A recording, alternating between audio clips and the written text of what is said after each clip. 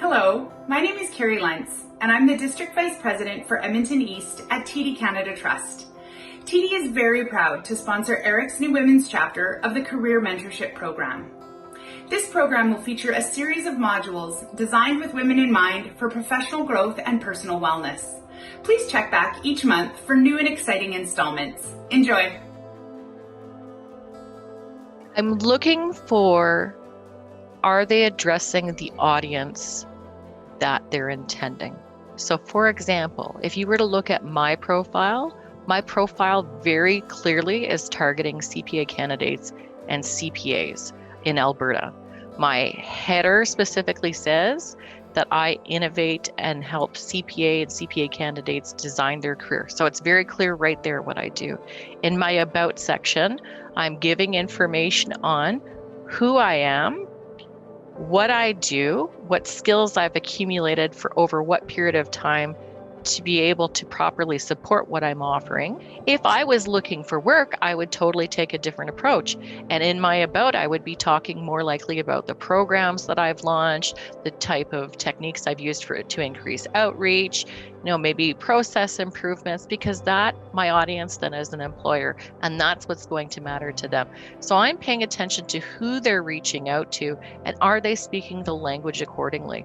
So if I'm looking for work, for example, again, I want to talk to that audience and make it very clear what solutions I can provide to them. So it's not just, here's my history, here's a summary of my resume. I want to put the context of, yeah, I can do this. And the advantage of me doing this is that this is the problem I solve for you, right? So even if I'm something as simple as a financial analyst. So I've just begun my career, I'm a financial analyst. Well, that financial analyst is putting together information in a manner in which management can make good decisions. And so they could just stop and they can say, yeah, I do this. But the consequence of me doing this is that management can make good decisions. So we always want to think about, what problem is it that I'm solving? And then the next thing I look at is in the experience section. And I'm really glad you asked this question, because I have been learning that some training out there has been contrary to what I'm about to say. So I'm going to say it, and I'm going to say it so that people can make their own decisions. I've been hearing that it's coached on, you don't want your resume to look like the same as your LinkedIn. Here's the key secrets, guys. If I am looking for work and that is why I'm using it, maybe you do want it to look like LinkedIn. And the reason why you want the two to be the same is, one, I can apply to a job using my LinkedIn profile. So obviously I need information there. Recruiters use it like a Bible. When I say that recruiters use it, I cannot emphasize just how much they do use it. And so they're searching for keywords. So they might look for a credential, a title, and maybe a skill set. And it could be as simple as a software that somebody's using. So if you don't have those details in your profile, guess who's not showing up in the search? Could be you, because you decided to not put the information there. So if you don't want it to look like your resume, do so when you're not looking for work, would be my advice.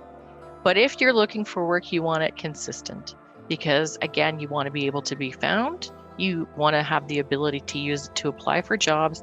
And there's a secret third reason.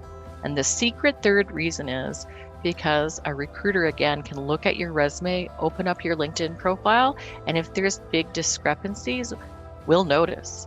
We're like sharks. We smell blood and we like finding it. And I'm going to be honest with you, I've caught people lying. I've caught them outright lying because of comparing resumes and LinkedIn. I've found out that people have put jobs on there that they never even worked. So it's really, really important to be mindful of those three things when you decide to put together your LinkedIn for the purpose of looking for work. So I would say that the latest update that is my absolute favorite, which you have to do off of your phone, I saw you can't do it off of a normal platform, is the pronunciation of a name. And I can't begin to describe to you how exciting this is for me, because I think it has the potential to shatter barriers that a lot of foreign professionals experience when they come to Canada from cultures that we're only getting used to now. So now that you can have that pronunciation feature, there's really no excuse for people to not reach out to you because they're afraid to pronounce your name. Not only that, you're educating them so that when they see other people that share your name, they feel more confident in talking to them. So that's one of the biggest things that I think has a huge social change perspective on it.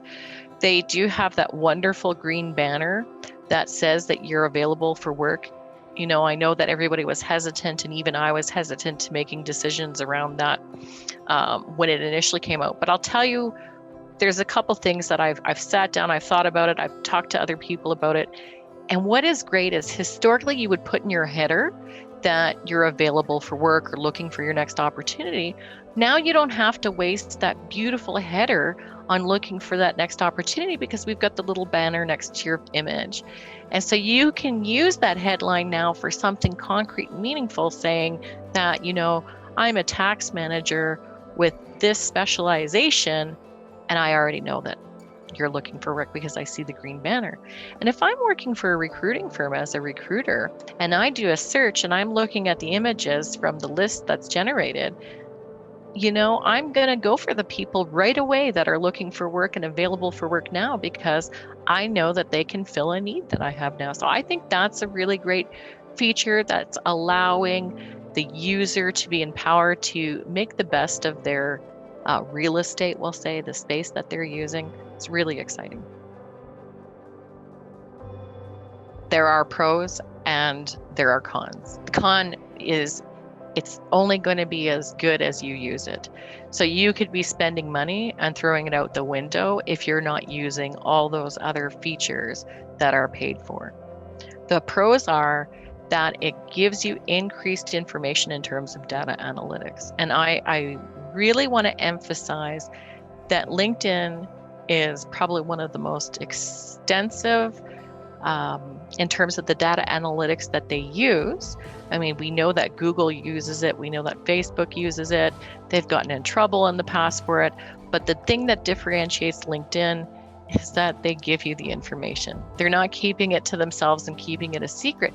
So you can monitor, you made this change to your LinkedIn profile. Did that increase the number of views?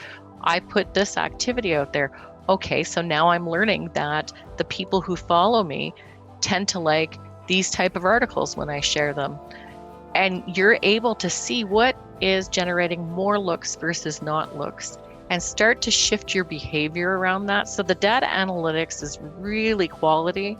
The other thing it does is it does give you access to messaging people directly and not having as much a limit on it or no limit when you don't have paid content. The way around it, of course, is if you do have the inability to pay for an in-mail, send a personalized invitation, making it very clear in the invitation why it is that you're sending out that invitation. And I believe now with the paid programming, you can take courses through the LinkedIn paid one, and you don't have to pay for the courses separately. But those are the advantages. And really, in my mind, the only con is you're throwing away your money if you're not using the tool to its full extent.